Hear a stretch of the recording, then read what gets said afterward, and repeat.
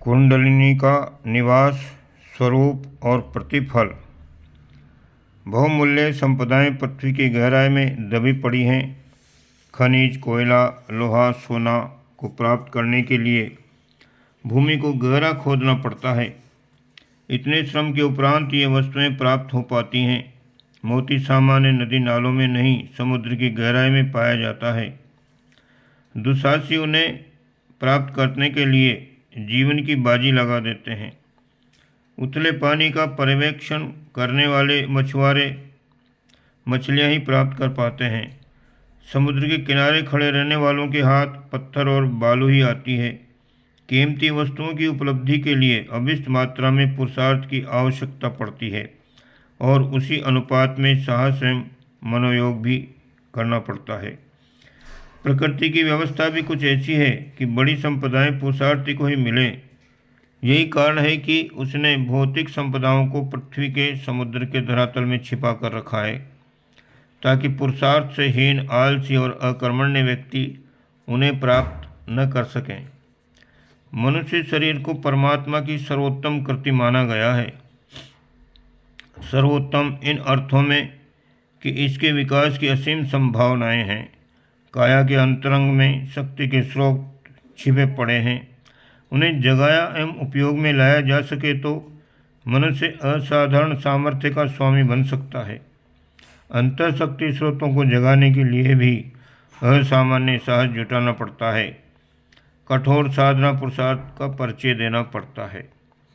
सामान्यतया शरीर उतनी ही आवश्यकताओं की पूर्ति कर पाता है जितनी कि जीवन निर्वाह के लिए आवश्यक हैं। खाने पीने, सोने, श्रम करने, संपत्ति उत्पादन जैसे प्रयोजन ही पूरे होते हैं। शरीर सामर्थ्य की इतने में ही तीसरी समझ ली जाती है। शरीर के अंतराल शक्ति के प्रचंड स्रोत भी हो सकते हैं, इसका अनुमान भी नहीं हो पाता। जिन्हें होता भी है वे साधना के लिए इतना पुरुषार्थ, साहस एवं धैर्य नहीं जुटा पाते। फलस्वरूप असीम शक्ति के लाभों से वंचित ही रहना पड़ता है। पेट और प्रजनन तक ही उनका जीवन समाप्त हो जाता है, जबकि साधना के लिए साहस जुटाने वाले व्यक्ति अपने अंतराल में प्रविष्ट करते हैं। इनका काम वैसा ही होता है जैसा कि एक वैज्ञानिक का धूल जैसे परमाणु कणों से परमाणविक ऊर्जा प्राप्त करना। फलतः शरीर के सूक्ष्म परतों में दबी शक्ति को हस्तगत करके असीम शक्ति से संपन्न बन जाते हैं। साधक योगी इसी स्तर के होते हैं। शरीर में अनेकों मर्म स्थान ऐसे हैं जिनका महत्व वैज्ञानिक दृष्टि से भी असाधारण है और आध्यात्मिक दृष्टि से भी। विज्ञान को भी इन केंद्रों के संबंध में विशेष जानकारी तो नहीं मिल पाई है, पर उनका विश्वास है कि शरीर संस्थान के संचालन में उनकी विशेष भूमिका होनी चाहिए। अध्यात्म विज्ञानवेत्ता इन मर्म स्थलों की शक्ति से परिचित रहे हैं। उनके जागरण का उपाय विभिन्न योग ग्रंथों में दिया गया है। ऐसे मर्म स्थलों में मेरुदंड शरीर का प्रमुख स्थान है। ये शरीर की आधारशिला है। मेरुदंड छोटे छोटे 33 अस्थि खंडों से मिलकर बना है। योगियों को प्रत्येक खंडों में ऐसी विशेष शक्तियाँ परिलक्षित होती हैं जिनका संबंध देवी शक्तियों से है। देवताओं में जिन शक्तियों का केंद्र होता है वे शक्तियाँ भिन्न भिन्न रूप में इन अस्थि खंडों में पाई जाती हैं। इसलिए ये निष्कर्ष निकाला गया है कि मेरुदंड 33 देवताओं का प्रतिनिधित्व करता है। 8 वसु, 12 आदित्य, 11 रुद्र, इंद्र और प्रजापति। इन 33 की शक्तियाँ उसमें बीज रूप से उपस्थित रहती हैं। पुराणों में देवताओं का निवास स्थान सुमेरु पर्वत बताया गया है। वह वस्तुतः मेरुदंड ही है। उसके 33 गुटके 33 देवता हैं। इस पोले मेरुदंड में शरीर विज्ञान के अनुसार अनेकों नाड़ियाँ हैं और वे विविध कार्यों में नियोजित रहती हैं। आध्यात्मिक विज्ञान के अनुसार इनमें प्रमुख 3 नाड़ियाँ हैं। पहली इड़ा, दूसरी पिंगला और तीसरी सुषुम्ना। इन तीनों को मेरुदंड को चीरने पर प्रत्यक्ष आंखों से तो नहीं देखा जा सकता, क्योंकि उनका अस्तित्व सूक्ष्म है और सूक्ष्म जगत से संबंधित है। ये एक प्रकार का विद्युत प्रवाह है। जिस प्रकार बिजली से चलने वाले यंत्रों में ऋण और धन, नेगेटिव और पॉजिटिव धाराएं दौड़ती हैं और इन दोनों का जहाँ मिलन होता है वहीं शक्ति पैदा हो जाती है। इसी प्रकार इड़ा को नेगेटिव और पिंगला को पॉजिटिव कह सकते हैं। इड़ा को चंद्र नाड़ी और पिंगला को सूर्य नाड़ी भी कहते हैं। दोनों के मिलने से जो तीसरी शक्ति पैदा होती है उसे सुषुम्ना कहते हैं। प्रयाग में गंगा और यमुना मिलती है। इस मिलन से एक तीसरी शक्ति धारा सरस्वती की उपार्जन होता है। इस प्रकार दो नदियों के सम्मिश्रण से त्रिवेणी बन जाती है। मेरुदंड के अंतर्गत भी ऐसी ही आध्यात्मिक त्रिवेणी है। इड़ा पिंगला की दो धाराएं मिलकर सुषुम्ना की सृष्टि करती हैं। इस प्रकार त्रिवर्ग बन जाता है। ये त्रिवेणी ऊपर मस्तिष्क के मध्य केंद्र से ब्रह्मरंध्र से सहस्त्रार कमल से संबंधित और नीचे मेरुदंड का जहाँ नुकीला अंत है वहाँ लिंग, मूल और गुदा के बीच सीवन स्थान के सीध में पहुंचकर रुक जाती है। यही त्रिवेणी का अंत है। सुषुम्ना नाड़ी के भीतर एक और त्रिवर्ग है। इसके अंतर्गत भी 3 अत्यंत सूक्ष्म धाराएं प्रभावित हैं जिन्हें वज्रा, चित्रणी और ब्रह्म नाड़ी कहते हैं। ब्रह्म नाड़ी सब नाड़ियों का मर्मस्थल, केंद्र एवं शक्ति का स्रोत है। ब्रह्म नाड़ी ही मस्तिष्क के केंद्र में ब्रह्मरंध्र में पहुंचकर हजारों भागों में चारों ओर फैल जाती है। इसी कारण उस स्थान को सहस्त्र दल कमल कहते हैं। भगवान विष्णु की सैया सहस्त्र फनों पर होने का अलंकार भी उस सहस्त्र दल कमल से ही लिया गया है। सहस्त्र दल सूक्ष्म लोकों, विश्वव्यापी शक्तियों से संबंधित है। यह मस्तिष्क का एरियल है जिसके द्वारा परमात्मा की अनंत शक्तियों को सूक्ष्म लोक से पकड़ा जाता है। मेरुदंड के नीचे अंतिम भाग में सुषुम्ना के भीतर रहने वाली ब्रह्म नाड़ी एक काले वर्ण के षटकोण वाले परमाणु से लिपटकर बन जाती है। षटकोण परमाणु को योगिक ग्रंथों में अलंकारिक भाषा में कूर्म कहा गया है। उसकी आकृति कछुए जैसी होती है। पृथ्वी कूर्म भगवान पर टिकी है, शेष नाग के फन पर अवलंबित है। इस उक्ति का आधार ब्रह्म नाड़ी की वह आकृति है जिसमें वह इस कूर्म से लिपटकर बैठी हुई है और जीवन को धारण किए हुए है। यदि वह अपना आधार त्याग दे तो जीवन भूमि के चूर चूर हो जाने में थोड़ी भी देर न लगे। कूर्म में ब्रह्म नाड़ी के गुंथन स्थल को आध्यात्मिक भाषा में कुंडलिनी कहते हैं। कुंडलाकार होने के कारण ही उसका नाम कुंडलिनी पड़ा। ये 3.5 फेरे उस कूर्म में लगाए हुए हैं और मुंह नीचे की ओर है।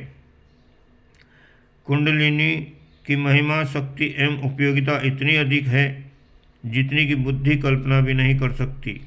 भौतिक विज्ञान के अन्वेषकों के लिए परमाणु एक चमत्कार बना हुआ है। उसके तोड़ने की विधि प्राप्त हो जाने पर प्रचंड ऊर्जा का स्रोत वैज्ञानिकों के हाथ लग गया है। अभी तो उसकी ऊर्जा के एक अंश का विध्वंसात्मक स्वरूप देखा गया है। रचनात्मक एवं शक्ति का एक बड़ा पक्ष अछूता है। यह तो जड़ जगत के एक नगण्य से परमाणु की शक्ति की बात हुई जिसे देखकर आश्चर्यचकित हो जाना पड़ता है। फिर चैतन्य जगत का एक स्फुरलिंग जो जड़ परमाणु की तुलना में अनंत गुना शक्तिशाली है, कितना अद्भुत होगा और ये कल्पना भी नहीं की जा सकती। विज्ञान की शक्ति एवं उपलब्धियों से सभी परिचित हैं। योग की उपलब्धियां हैं सिद्धियां, और सिद्धियां जिस प्रकार परमाणु की शोध में अनेकों वैज्ञानिक जुटे हैं, उसी प्रकार पूर्व काल के आध्यात्मिक विज्ञान वेत्ताओं, तत्वदर्शी ऋषियों ने मानव शरीर के अंतर्गत एक बीज परमाणु की अत्यधिक शोध की थी और उसकी असीम शक्ति से लाभ उठाया था। 2 परमाणुओं को तोड़ने, मिलाने, स्थानांतरित करने का सर्वोत्तम स्थान कुंडलिनी केंद्र में होता है, क्योंकि अन्य सभी स्थानों के चैतन्य परमाणु गोल और चिकने होते हैं, पर कुंडलिनी में ये मिथुन के रूप में लिपटा हुआ है। जिस प्रकार यूरेनियम एवं प्लूटोनियम धातु के परमाणु का गुंथन ऐसे टेढ़े तिरछे ढंग से हुआ है कि उनका तोड़ा जाना अन्य पदार्थों के परमाणु की अपेक्षा अधिक सरल है, उसी प्रकार कुंडलिनी स्थित स्फुरलिंग परमाणु की गतिविधि का इच्छानुकूलन संचालन अधिक सुगम है। अतएव पूर्व काल के ऋषियों ने बड़ी तत्परता से कुंडलिनी जागरण पर शोध की। शोध के परीक्षण एवं प्रयोगों के उपरांत उन्हें इतनी सामर्थ्य प्राप्त कर ली जिससे चमत्कार समझा जाता है। कुंडलिनी को गुप्त शक्तियों का भंडार तिजोरी कहा गया है। बहुमूल्य रत्नों को तिजोरी में रखकर किसी गुप्त स्थान में रख दिया जाता है। उसमें मजबूत ताले लगा दिए जाते हैं जिससे कोई अनधिकारी बाहरी व्यक्ति उसे प्राप्त न कर सके। परमात्मा ने भी मनुष्य की अनंत शक्तियों के भंडार दिए हैं, पर उन पर 6 ताले लगा दिए हैं। इन्हें ही षट चक्र कहते हैं। चक्रों के रूप में ये ताले इसलिए लगाए गए हैं कि कोई उन्हें कुपात्र न प्राप्त कर ले। कुंडलिनी शक्ति पर लगे 6 ताले 6 चक्रों को वेदना खोलना पड़ता है। सामान्यतया कुंडलिनी अस्त व्यस्त स्थिति में मूलाधार में नीचे की ओर मुंह किए बैठी रहती है। उसे जागने के लिए सविता की प्राण शक्ति का आश्रय लेना पड़ता है। गायत्री की उच्चस्तरीय साधना द्वारा मूर्छित पड़ी कुंडलिनी महाशक्ति का जागरण किया जाता है। सविता की प्राण साधना इसी लक्ष्य की पूर्ति करती है। कुंडलिनी जागरण की प्रक्रिया के साथ साधक को आत्म परिष्कार आत्म सुधार का अवलंबन लेना पड़ता है। दोहरे मोर्चे पर किया गया साधना पुरुषार्थ साधक के अंतरंग को शक्ति सामर्थ्य से परिपूर्ण बनाता है। इस साधना पक्ष में लगभग उसी स्तर का मनोबल जुटाना एवं पुरुषार्थ करना होता है जितना कि समुद्र से मोती निकाल लाने वाले गोताखोर करते हैं। अंतर्निहित शक्ति स्रोतों को जागृत किया जा सके तो मनुष्य इतनी सामर्थ्य प्राप्त कर सकता है जिसे सामान्यतया सिद्ध और चमत्कार के नाम से जाना जाता है। पृथ्वी को जो भी सामर्थ्य प्राप्त है उसका मूल आधार सूर्य है। पृथ्वी जिन मर्म केंद्रों से सूर्य की शक्ति प्रवाह ग्रहण करती है उसे उत्तरी ध्रुव कहते हैं। जैसे भोजन मुंह द्वारा किया जाता है उसी प्रकार पृथ्वी भी अपनी शक्ति सामर्थ्य सूर्य से उत्तरी ध्रुव के माध्यम से प्राप्त करती है। चिड़िया जैसे अपने बच्चों को दाना खिलाती है, सूरज भी भूपिंड रूपी अपने नन्हे शिशु को वह सारा वैभव प्रदान करता है जिससे उसका जड़ चेतन परिकर इतना श्रम में बना हुआ है। भूलोक जिस मुख गहर में सामर्थ्य ग्रहण करता है उसे ध्रुव कहते हैं। मानवीय काया रूपी धरती का मुख ब्रह्मरंध्र है जिसका चुंबकीय केंद्र बिंदु सहस्त्रार चक्र है। धरती पर अनायासी प्रकृति क्रमानुसार सूर्य का सामर्थ्य बरसाती और प्रविष्ट कराती है। उसी प्रकार ब्रह्मरंध्र रूपी सूर्य अपने प्राप्त अनुदान की दक्षिण ध्रुव रूपी प्रतिनिधि मूलाधार चक्र को प्रदान करता रहता है। मनुष्य की अगणित प्रकट अप्रकट क्षमताएं इसी प्रकाश पुंज के कारण जागृत होती एवं प्रतिभा मेधा जीवट रूपी विभूतियों के रूप में अपनी गरिमा दर्शाती है। इस क्षमताओं उच्च स्तरीय शक्तियों को दीप्तिमान अग्निपिंड के रूप में माना गया है जिसे कुंडलिनी कहते हैं। यद्यपि इसका निवास स्थान मूलाधार है फिर भी इसका मूल स्रोत सहस्त्रार ब्रह्मरंध्र रूपी उच्च स्तरीय केंद्र ही है जिसे प्राण अग्नि का ऊर्जा केंद्र कहा गया है, जो समष्टिगत प्राण से सीधे संपर्क स्थापित करने में सक्षम है। कुछ दिन पूर्व तक वैज्ञानिक ये समझते थे कि अपनी कक्षा में घूमने से तथा सूर्य ताप सम्मिश्रण से ही ध्रुवीय चुंबकत्व उत्पन्न होता है, पर जब कैलिफोर्निया विश्वविद्यालय के खगोल विज्ञानी डॉक्टर W.X. फर्ड ने अपने दीर्घकालीन शोध के उपरांत उसे सूर्य से प्रवाहित हो रहे एक निर्झर के रूप में प्रतिपादित किया है। उन्होंने वाशिंगटन की इंटरनेशनल मैग्नेटिस्फेयर कॉन्फ्रेंस में अपना शोध निबंध पढ़ते हुए कहा था कि सूर्य का शक्ति प्रवाह समस्त धरती पर नहीं वरन उत्तरी ध्रुव के एक विशेष स्थल पर बरसता है जो ध्रुव प्रभा के रूप में खुली आंखों से भी देखा जा सकता है। वहाँ से वह प्रकाश फिर पृथ्वी के वायुमंडल तथा अंतर्गर्भ में प्रवेश करके धरती में जीवन उत्पन्न करता है। ये शक्ति प्रवाह इतना तीव्र होता है कि यदि धरती उसे अपने व्यापक क्षेत्र में तत्काल वितरित कर दे तो वह क्षण भर में जलकर भस्म हो जाए। मानवीय काया की ठीक यही स्थिति है। चेतना के प्राण सूर्य सविता से उसकी दिव्य किरणें ब्रह्मरंध्र में प्रवेश करती हैं। वहाँ से वह प्रताप दक्षिण ध्रुव तक बहता चला जाता है और वहाँ नियंत्रित परिष्कृत होकर विभिन्न दिव्य नाड़ियों द्वारा शरीर और मन के विभिन्न क्रियाकलापों का संचालन करने के लिए वितरित हो जाता है। कुंडलिनी शक्ति का यही क्रम है। शक्ति वितरण का यही प्रत्यक्ष केंद्र जनेंद्रिय मूल में अवस्थित अग्निगह्वर काम बीज ही है। इसी को संग्रह भंडार कहा जाना चाहिए। इसी को अंत में प्राण अग्नि और एवं बहिरंग में तेजोवलय दीप्तिमान अग्निपुंज के रूप में देखा जा सकता है।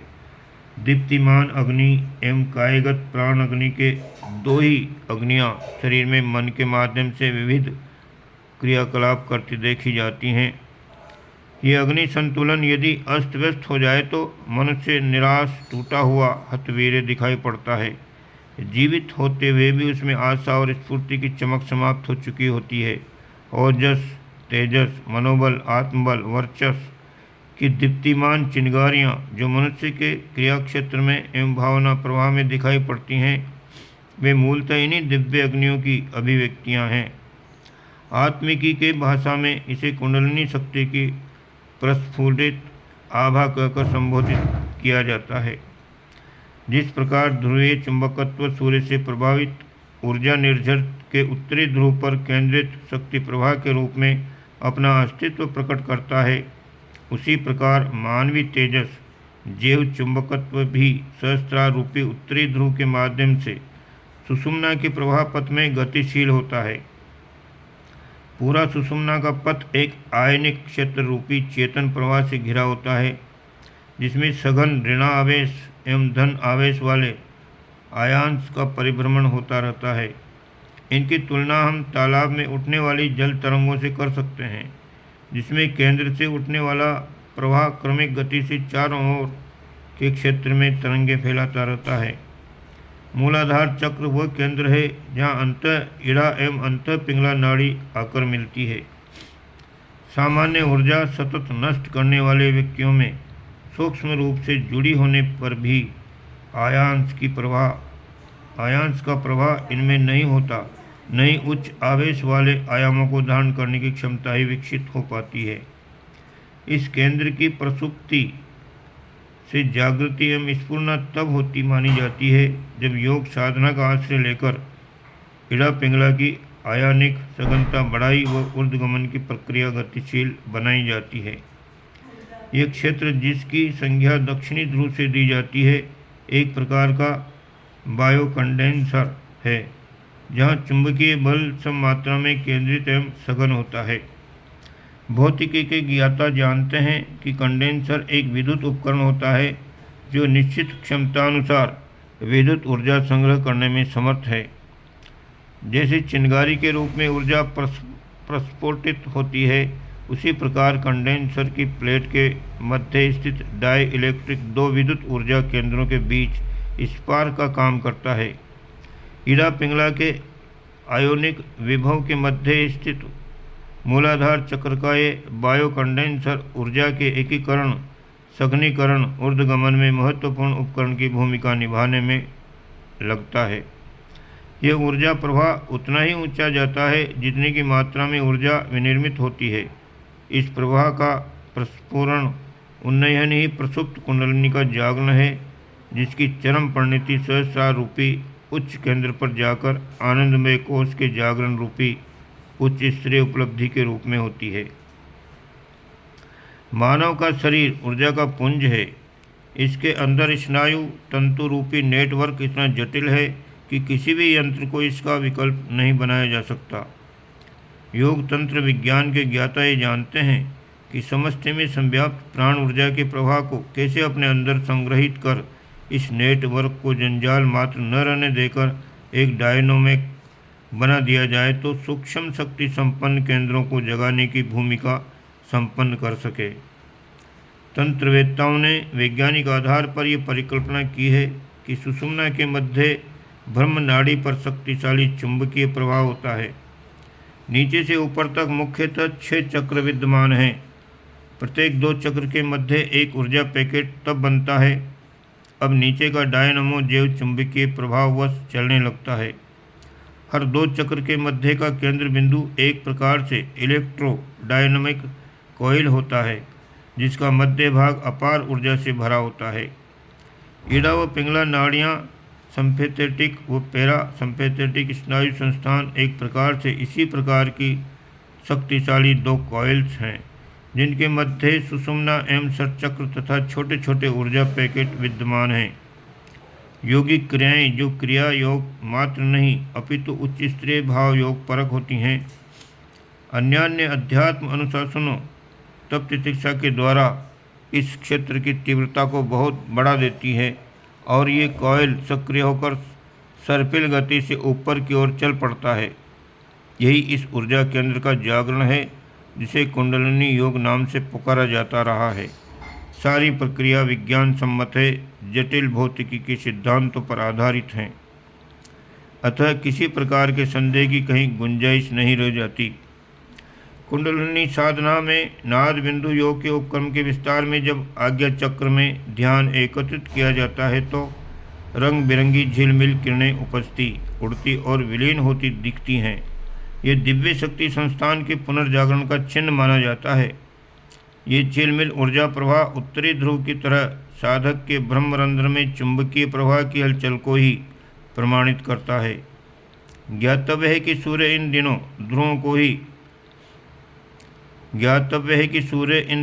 ध्रुवों को ही अपनी अत्यधिक शक्ति प्रदान करता है। फिर भी वे इसलिए ठंडे हैं कि वहाँ सूर्य की रोशनी तथा गर्मी फैलकर नष्ट हो जाती है। लगभग 50 लाख से अधिक वर्ग मील क्षेत्र का उत्तरी ध्रुव और 30 लाख से भी अधिक वर्ग मील क्षेत्र का दक्षिण ध्रुव एक प्रकार का दर्पण क्षेत्र है, जहाँ से सूर्य किरणें परावर्तित होकर लौट आती हैं, अथवा इन ध्रुव प्रदेशों की बर्फ और नम वायुमंडल में ऊर्जा जज्ब होकर रह जाती है। इसलिए क्षेत्र जहाँ अत्यधिक शीत वाला है, वहाँ इसके अंदर शक्ति की मात्रा भी बहुत अधिक है, अपरिमित है। भगवान मनुष्य को जो भी अनुदान वरदान और अनुग्रह प्रदान करते हैं, उनका 80% भाग इन दोनों ध्रुवों को सहस्रार मूलाधार को ही प्राप्त होता है। पर इसे दुर्भाग्य ही कहना चाहिए कि हमारी ठंडक, प्रमाद, उपेक्षा, अकर्मण्यता, मोहग्रस्तता, वीर्यक्षय में वो सभी दिव्य अनुदान वरदान निरर्थक चले जाते हैं। उस अनुदान का सदुपयोग कैसे किया जा सकता है और उस माध्यम से सर्वतोमुखी प्रगति के पथ पर कैसे आगे बढ़ा जा सकता है, ये विज्ञान कुंडलिनी योग में भरा पड़ा है। ओम शांति।